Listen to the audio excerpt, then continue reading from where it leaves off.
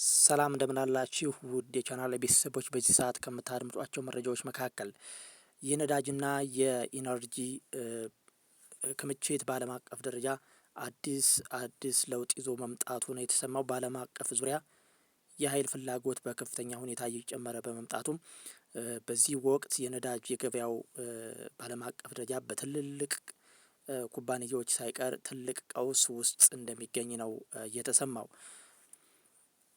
በመካከለኛው ምስራቅ ያለው የቀጠናው ጦርነት፣ የፖለቲካ ውጥረት የዓለምን የነዳጅ አቅርቦት መስመሮች አደጋ ላይ ጥሏቸዋል። በተለይም ቀይ ባህርንና የሆርሙዝ የባህር ወሽመጥ ላይ የሚነሱ ግጭቶች የነዳጅ ጫኝ መርከቦችን ጉዞ እያስተጓጎለ ነው። ይህ መስተጓጎል የትራንስፖርትና የኢንሹራንስን ዋጋ በከፍተኛ ደረጃ እንዲጨምር ምክንያት ሆኗል። በዚህም ሳቢያ በዓለም ገበያ ላይ የአንድ በርሜል ድፍድፍ ነዳጅ ዋጋ በየቀኑ መዋዠቅን እያሳየ ይገኛል። የኦፒክ አባል ሀገራት የነዳጅ ምርትን ለመቀነስ የወሰኑት ውሳኔ ቀውሱን ይበልጥ አባብሶታል። እነዚህ ሀገራት የምርት መጠንን በመቀነስ የነዳጅ ዋጋ ሁልጊዜም በከፍተኛ ደረጃ ላይ እንዲቆይ ይፈልጋሉ። ይህ አካሄድ ደግሞ በነዳጅ አስመጪ ሀገራት ኢኮኖሚ ላይ ከፍተኛ የዋጋ ግሽበትና የኑሮ ውድነትን እያመጣ ነው። የአውሮፓ ሀገራት ከሩሲያ ነዳጅ እና ጋዝ ከተቋረጠ በኋላ አሁንም ድረስ አስተማማኝ አማራጭ ለማግኘት እየታገሉ ነው። ምንም እንኳን ከአሜሪካና ከሌሎች ሀገራት ፈሳሽ የተፈጥሮ ጋዝ ቢያስገቡም ዋጋው ግን እጅግ ውድ ነው። ይህ የኃይል እጥረት በትልልቅ አውሮፓውያን የኢንዱስትሪ ማምረቻዎች ላይ የማምረት አቅም መቀነሱን አስከትሏል። በሌላ በኩል ዓለም ወደ አረንጓዴ ኢነርጂ ለማደግ ያቀደው ሽግግር ከትልልቅ እንቅፋቶች ጋር ተጋጭቷል። የኤሌክትሪክ መኪኖች ሽያጭ መጀመር ላይ ታይቶበት የነበረው ከፍተኛ ፍጥነት በአሁኑ ወቅት በከፍተኛ ሁኔታም ቀንሷል። በዚህ ደግሞ ዋናው ምክንያት የባትሪ ማምረቻ ግብዓቶች ወደ ውድ መሆንና የኃይል መሙያ ጣቢያዎችም እጥረት መኖሩ ነው የታወቀው። ትልልቅ የባህላዊ መኪና አምራች የኤሌክትሪክ መኪኖችን የማምረት እቅዳቸውን ወደ ኋላ እየሳቡ ይገኛሉ። ይልቁንም ወደ ሃይብሪድ መኪኖች ማምረት ላይ በሰፊው ትኩረት ማድረግ ተመርጧል። ሃይብሪድ ማለት ኤሌክትሪክም ነዳጅም ሁለቱንም የሚጠቀም መኪና ማለት ነው።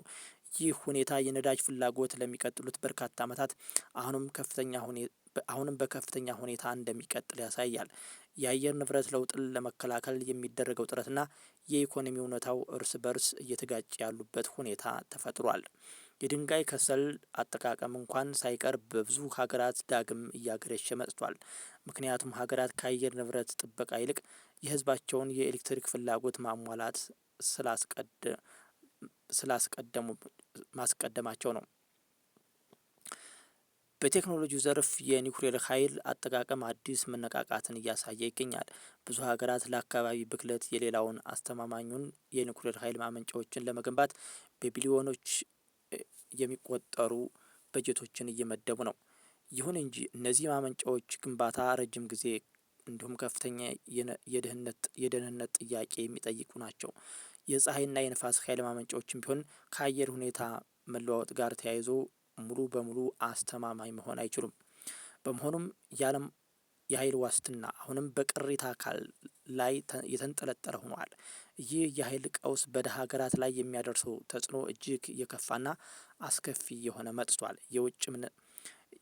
የውጭ ምንዛሬ እጥረት ያለባቸው ሀገራት ነዳጅ ለመግዛት ያላቸው አቅም በከፍተኛ ሁኔታ እየተዳከመ ነው። ይህ በትራንስፖርትና በምግብ ዋጋ ላይ ቀጥተኛ የሆነ የዋጋ ጭማሬን እያስከተለ ይገኛል።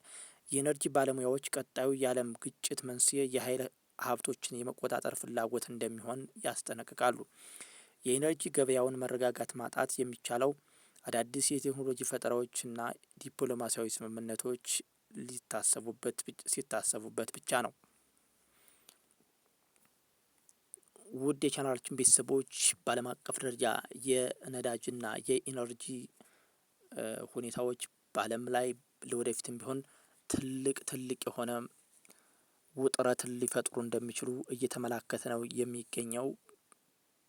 በቪዲዮ ላይ እንደሰማችሁት ወደፊት የምናገኛቸውን አዳዲስ መረጃዎችን እናቀርብላችኋለን። ለዛሬ በዚህ አበቃን። ጥሩ ጊዜ ተመኘውላችሁ።